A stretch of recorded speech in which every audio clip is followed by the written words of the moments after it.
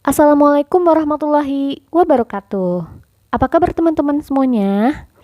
Oke, pada video kali ini kita akan membahas tentang hukum Ohm. Nah, apa itu hukum Ohm? Nah, kita akan lihat dulu penjelasan berikut ini ya. Nah, berkaitan dengan hukum Ohm, pasti kita akan berbicara tentang yang namanya hambatan listrik.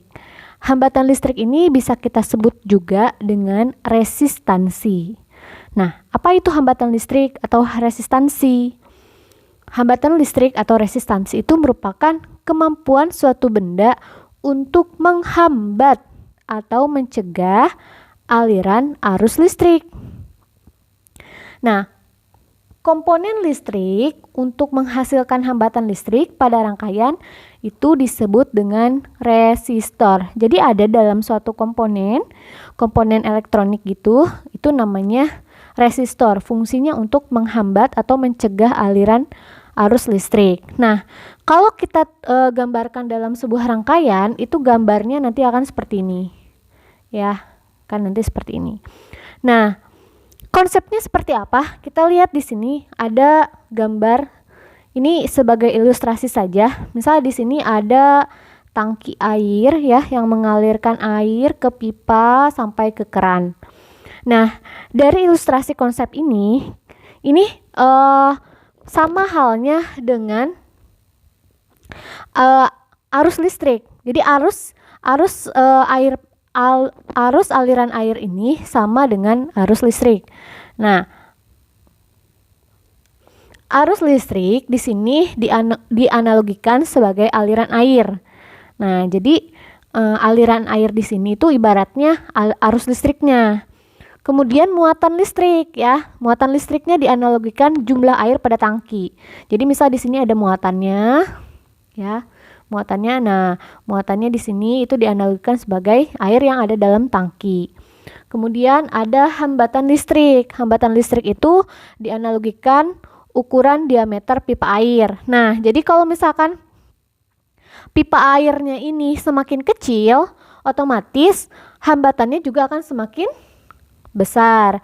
Nah, jika pipa airnya akan semakin besar, maka hambatannya akan semakin kecil ya. Jadi alirannya pun kalau misalkan pipanya besar, maka alirannya akan semakin deras ya. Oke. Kemudian satu lagi adalah tegangan listrik. Tegangan listrik ini dianalogikan sebagai tekanan di ujung selang. Ya, oke. Nah di sini ya. Jadi kalau misalkan biasanya kalau misalkan kita mau menyemprot dengan selang, nah biasanya kalau kita tekan di ujungnya seperti ini, di ujung selangnya, maka semprotan airnya akan semakin lebih memancar ya dibandingkan dengan tidak kita hambat. Nah, itu seperti tegangan listrik. Jadi, kesimpulannya, kalau misalkan kita lihat dari gambar yang tadi, semakin banyak air di dalam tangki, maka semakin tinggi tekanan pada ujung selang air tersebut. Sebaliknya, semakin berkurangnya air, tekanan pada ujung selang tersebut semakin berkurang. Ya, betul ya. Demikian juga semakin kecil pipa air, maka semakin sedikit air yang dapat mengalir. Artinya kalau misalkan semakin kecil pipa air kan hambatannya semakin besar, maka air yang ngalir juga akan semakin sedikit gitu.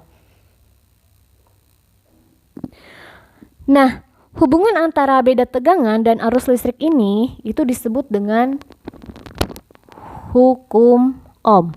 Nah, dan bisa kita lihat dalam persamaan berikut ini. Jadi untuk mencari berapa sih arus listrik yang mengalirnya, berapa sih besar tegangannya, atau berapa sih beda tegangannya. Nah, itu kita bisa cari dengan rumus hukum Ohm. Nah, jika kita tulis di dalam sebuah segitiga seperti ini, nah kita bisa mendapatkan persamaan.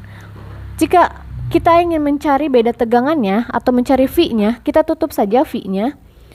Nah, berarti V sama dengan I kali R. Nah, jadi akan jadi seperti ini ya. V sama dengan I kali R. Kemudian kalau misalkan kita ingin mencari arus listriknya atau I-nya, kita tinggal tutup saja I-nya.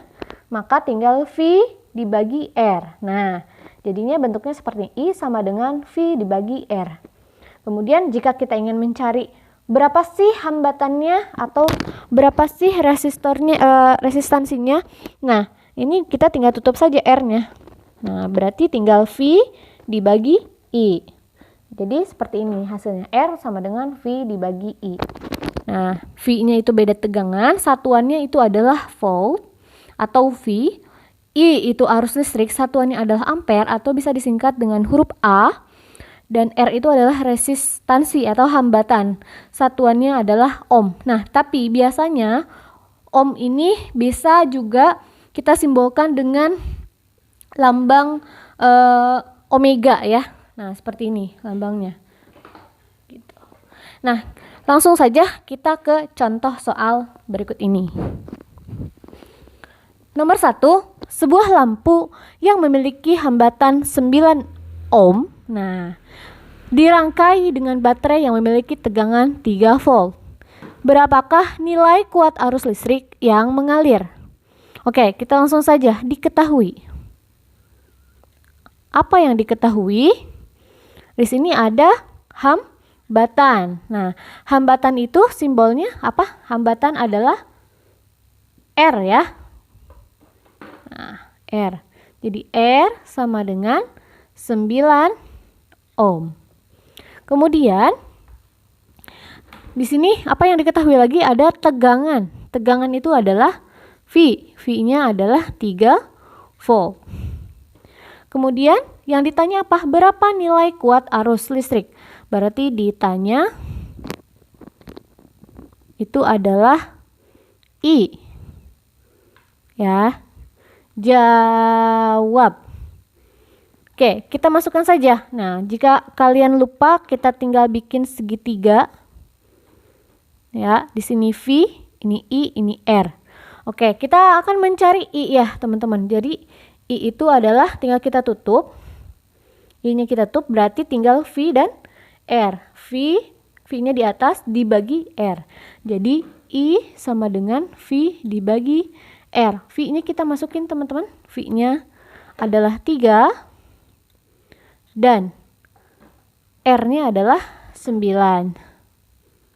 Maka tinggal 3 bagi 9 kita sederhanakan saja. Jadi dibagi 3 semuanya jadi 1/3 atau 0,3 ampere.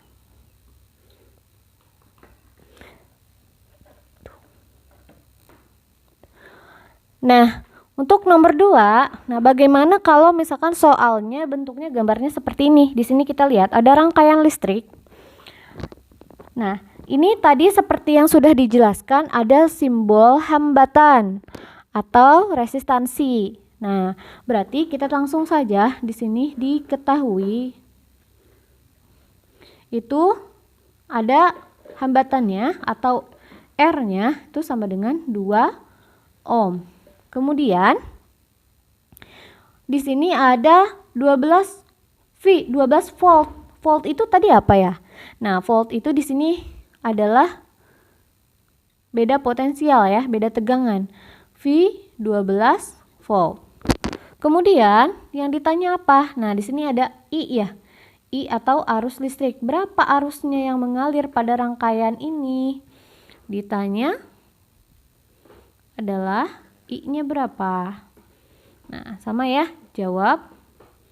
Sama seperti tadi, I sama dengan V dibagi R. Jadi V-nya adalah 12 dan R-nya adalah 2.